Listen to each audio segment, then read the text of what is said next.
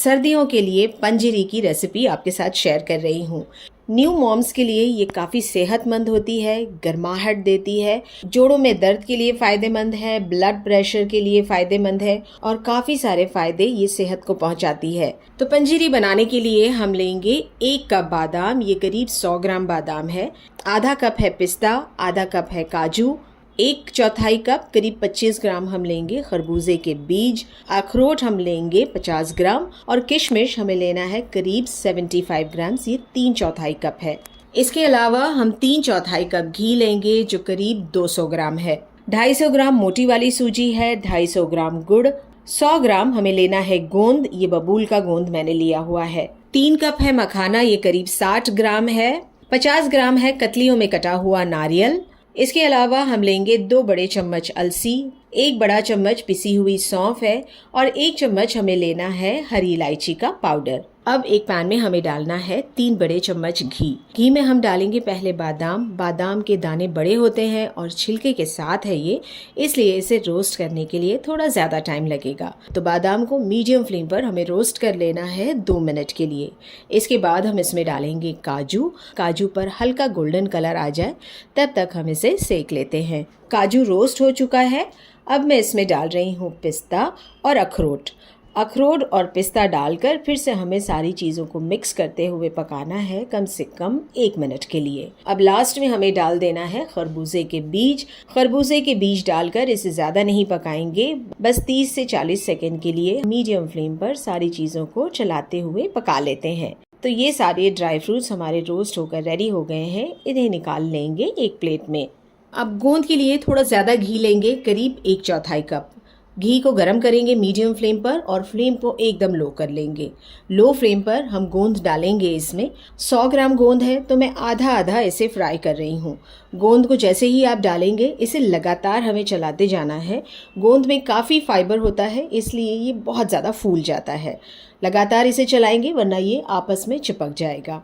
गोंद अच्छी तरह से फूल जाए और इस पर हल्का हल्का गोल्डन कलर आने लगे, इसके बाद हम इसका घी ड्रेन करके इसे एक बड़े से परात में निकाल लेते हैं। इस तरह से हम सारा गोंद निकाल लेंगे और इसे हम हाथों से ही क्रश कर लेते हैं। इस तरह से ग्लास से या फिर कोई प्याली के पिछले हिस्से से आप इसे क्रश कर लीजिए। बहुत आसानी से ये क्रश हो जाता है। आप चाहें तो इसे चॉपर में भी एक बार घुमा सकते हैं। तो गोंद रेडी हो गया है। नारियल भी फ्राई कर लेंगे। नारियल फ्राई करने के लिए घी डालने की ज़रूरत नहीं, नारियल का अपना तेल भी छूटता है। तो अच्छा सा इस पर गोल्डन कलर आ जाए तब तक इसे मीडियम फ्लेम पर फ्राई कर लेते हैं। नारियल को भी निकाल कर ठंडा करने रखेंगे। 2 चम्मच घी डालकर किशमिश को भी फ्राई कर लेंगे। किशमिश फ्राई करने पर बहुत जल्दी फूल जाती है, तो 20 से 25 सेकंड के लिए इसे फ्राई करेंगे। फिर इसका घी ड्रेन करके किशमिश को निकाल लेते हैं। अब मखाना भूनने के लिए 2 बड़े चम्मच घी लेंगे। मीडियम फ्लेम पर पहले इसे गरम कर लेंगे। सारे मखानों को डाल देंगे। मीडियम फ्लेम पर हम मखानों को अच्छी तरह से सेकते जाएंगे। इस मखाने को सेकने के लिए कम से कम 4 से 5 मिनट लग जाएगा। इसे चेक इस तरह से करेंगे, जब आप इसे दबाएं तो ये अच्छी तरह से क्रिस्पी हो जाना चाहिए। मखानों को भून लिया है मैंने, इसे भी प्लेट में निकाल लेंगे, ठंडा हो जाने देंगे। अब जो ड्राई फ्रूट्स हमने फ्राई किए हुए हैं ये ठंडा हो गया है। इसमें से थोड़ा ड्राई फ्रूट्स हम निकाल लेंगे गार्निशिंग के लिए। थोड़ी सी नारियल की कतलियां और किशमिश भी निकाल लेंगे और मखाने 20 से 25 निकालकर अलग रख लेते हैं। पहले नारियल को डालकर चॉपर में घुमा लेते हैं। नारियल दरदरा सा पिस जाए, इसके बाद किशमिश हटाकर ये सारे ड्राई फ्रूट्स हम दरदरा सा पीस लेते हैं। बहुत ज़्यादा इसका पाउडर नहीं करना है। ड्राई फ्रूट्स थोड़ा मोटा मोटा रहेगा तो पंजरी में ये इसे खाने में बड़ा ही मज़ा आता है। क्रश किए हुए गोंद को एक तरफ करके ये सारे ड्राई फ्रूट्स निकाल लेते हैं बड़ी सी प्लेट में। मखाना ठंडा हो जाए फिर हम इसे भी चॉपर में घुमाकर मखाने भी डाल लेते हैं प्लेट में। अब 1/4 कप के करीब फिर से घी हम पैन में डालेंगे। इसे मीडियम फ्लेम पर गर्म करने के बाद इसमें हम सारी सूजी डाल देते हैं। सूजी को मीडियम फ्लेम पर चलाते हुए पकाएंगे। हल्का हल्का इस पर गोल्डन कलर आ जाने देते हैं। जैसे ही आप देखें कि सूजी फूलने लगी है और इसका कलर चेंज होने लगा है, इस टाइम पर हम इसमें डाल देंगे अलसी। सौंफ का पाउडर भी इसी टाइम पर डाल लेते हैं। सूजी के साथ 3 से 4 मिनट के लिए अब भून लेते हैं। इस तरह भूनने से अलसी एकदम क्रिस्पी हो जाएगी खाने में। सारी सूजी इस बड़े से परात में निकाल लेंगे।